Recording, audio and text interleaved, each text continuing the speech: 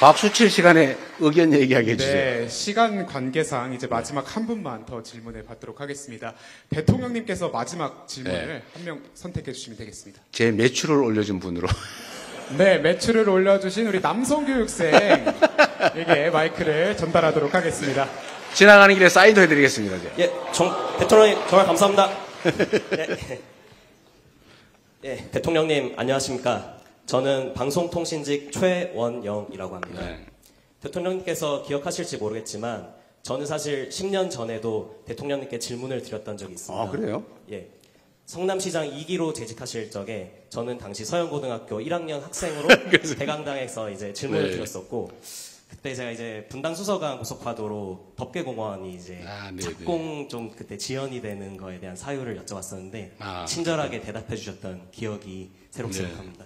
그리고 그 공원은 지금 잘 완공됐고 저도 이제 시험에 합격해서 이 자리에 왔고 축하합니다. 네, 대통령님께서도 이제 대통령이라는 이 직책을 맡게 되신 것에 다시 한번 축하드리겠습니다. 감사합니다. 예, 감사합니다. 그 질문을 본격적으로 드리면은 이제 성남시장 경기도지사로 재직을 하실 때 많은 부하 공직자들을 데리고 계시지 않았습니까?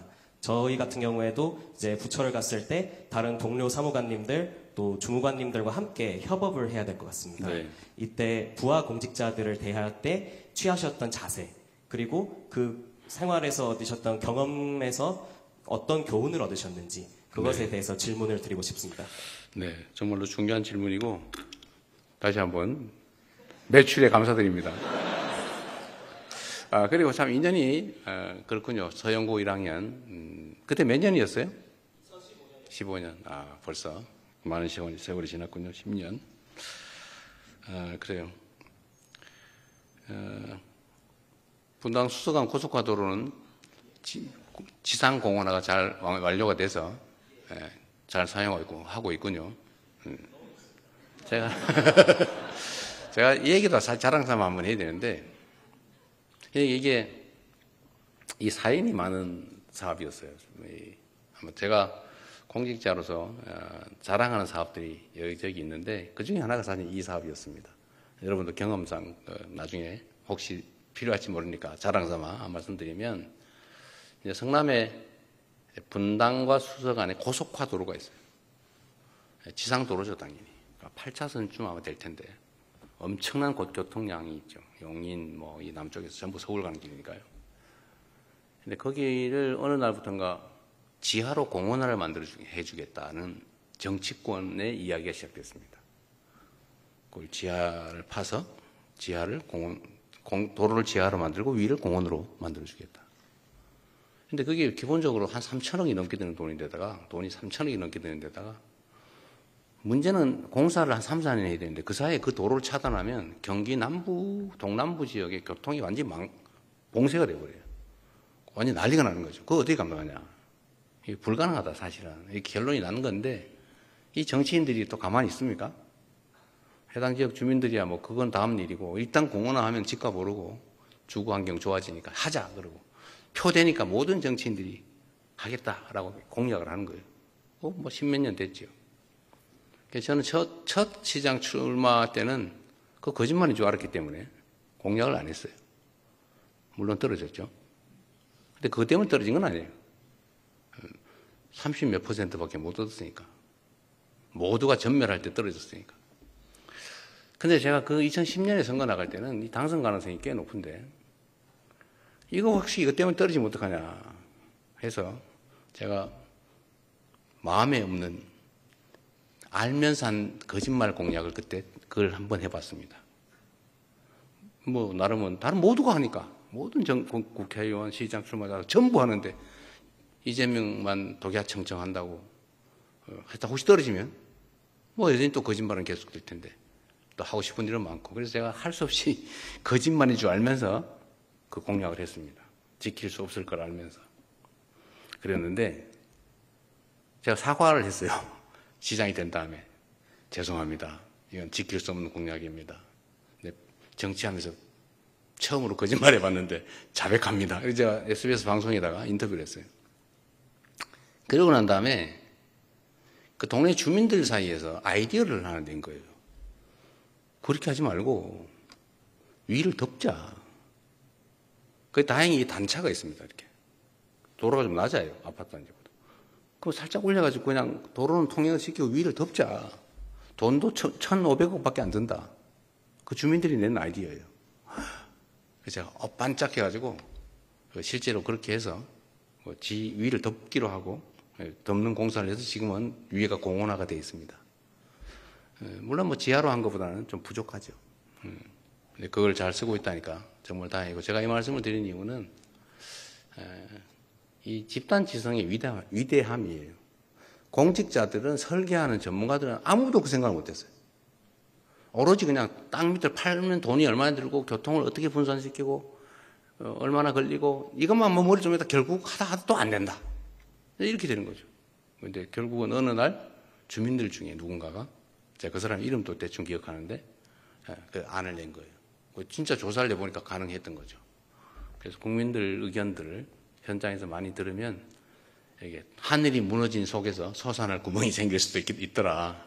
그 얘기를 자랑 삼아 한번 합니다. 부하들에 대한 자세. 저는 부하 그러면 좀 기본적으로 무시하는 마음이 들 수 있어요. 근데 내가 부하를 무시하면 나도 상사한테 무시당할 수 있죠. 근데 그런 사람이 있어요. 근데 위를 존중하되 굴욕적이지 않고 아랫사람을 대하되 비하하거나 하대하지 않고 존중하면 나도 존중받습니다.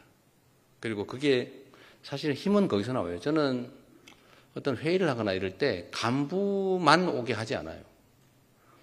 가능하면 국장한테 보고를 받으면 국장이 솔직히 뭘 알아요? 제가 물어보면 몰라요. 그냥 슬쩍 거짓말해요. 아, 거의 그렇습니다. 대충 대개. 제가 그러면 혼내죠. 거의라니, 겁니다라니. 제가 그런 회의하면, 제가 국무회의에서도 한번 뭐라고 그랬는데, 그런 얘기 하지 마라. 모르면 모른다고 해라. 어떻게 장관이 또는 국장이 어떻게 다 알아요? 저는 모르는 게 당연하니까 물어본 건데, 모르면 무슨 큰 난리나 나는 것처럼 슬쩍 거짓말을 해요. 그렇게 하지 말고, 모르는 거 너무 당연하다. 대신에 모르면 모른다고 하고 다음에 알아서 알려주는 게, 그게 행정이 똑바로 되는 거지. 대충 떼어놓고 나중에 수습하고 그러면 안 된다. 왜? 개인 사업이 아니니까. 개인 사업도 그렇게 하면 망한다. 공무니까. 대신에 저는 다 부하 직원들 다 오라고 해요. 국장이 오면 잘 모르겠으면, 자신 없으면 과장 다 데리고 100% 파악하고 있으면 모르겠으면 팀장도 데리고 와라. 팀장도 100% 모르겠으면 그 실무자 데려와라. 기한한 실무자. 그 얘기하면 되잖아. 뒤치로 앉아있다가 모르면 얘기해주면 되지 뭐. 뭘로 아는 척 합니까? 모르는 게 너무 당연한 거예요. 어떻게 국정을 다 알겠어요? 어떻게 국장이 온갖 과에 있는, 온갖 팀에 있는 그 모든 자세한 일을 알겠어요? 모르는 게 너무 당연하지. 아는 척 할 필요 없다. 그래서 그 존중해 주는 거죠. 그리고 일선의 실무자가 제일 중요하잖아요, 사실은. 여러분, 그런 얘기 있는데, 대한민국에서 제일 힘센 기관이 검찰청이었잖아요. 그죠? 아니에요? 여러분 아직도 뭐 그런 걱정 안 하고 사세요? 네, 다행이네. 대한민국에서 제일 힘센 기관이 이제 검찰청이라고 보통 얘기를 했는데, 검찰청에 가면 제일 무서운 사람이 누군지 아세요? 그런 얘기가 있었습니다. 이 진실인지 아닌지 모르지만 그냥 하는 얘기니까, 상징적인 예니까 이거 가지고 뭘 또 꼬투리 안 잡으면 좋겠어요. 수위. 옛날 말로 수위. 그거 진짜 무서워요. 거기 입구를 지키고 있는데. 근데 그 사람들이 결국은 이미지를 결정을 하죠. 어느 건물에 대기업 거기 가는데 그 앞에 지키는 경비원, 그 경비원 태도를 보고 그 이미지가 확 결정 나버리지 않아요? 더군다나 국민들은 어떤 정책을 접해도 간부부터 접하지 않아요. 그 실무자부터 접촉하죠. 그 실무자의 표정, 태도, 이게 모든 이미지를 결정해버리죠. 그래서 이 실무자가 정말 중요해요. 그래서 저는 실무자라고 해서 뭐 계급이 높으냐 낮으냐 뭔 상관이 있어요? 똑같은 사람인데, 똑같이 가정에서 존중받는 가장일 것이고, 똑같이 대한민국의 주권자고. 그런데 계급이 높고 낮은 게 뭘 중요합니까? 제 목표 중에 우리 여기 같이 온 참모들도 가끔씩 듣는 얘기인데, 자꾸 저는 어디 가면은 자리 놓고 막 서로 막 양보하고 그래, 막 밀고 막, 아, 이쪽 앉으세요. 그거 좀 그런 거 하지 마라. 제가 목표 중에 하나는 의자의 계급을 없애는 거예요. 그 아무 데나 편하게 앉으면 되지 뭐. 그것도 하나의 이제 조직 문화죠. 사람이 귀하다. 계급에 높고 낮은 게 뭐 그리 중요하냐. 역할 분담이니까. 높은 사람이 아니라 직급이 높은 사람은 역할이 넓은 거죠. 똑같은 국민의 대리인, 국민으로부터 유인받은 종복이다. 그렇게 생각하면 부하들한테 인기도 좀 얻을 수 있지 않을까? 아까도 얘기했죠. 부하든 상사든 사람, 강아지도 다른 사람이 무슨 마음 갖고 있는지를 다 아는데 사람이 모르겠어요. 결국 마음을 읽죠. 느낌으로. 잘 해주면 잘 대접받을 수 있습니다. 앞으로 공직사회 마지막이라니까 행복한 공직사회 되기 바랍니다. 축하드립니다. 고맙습니다.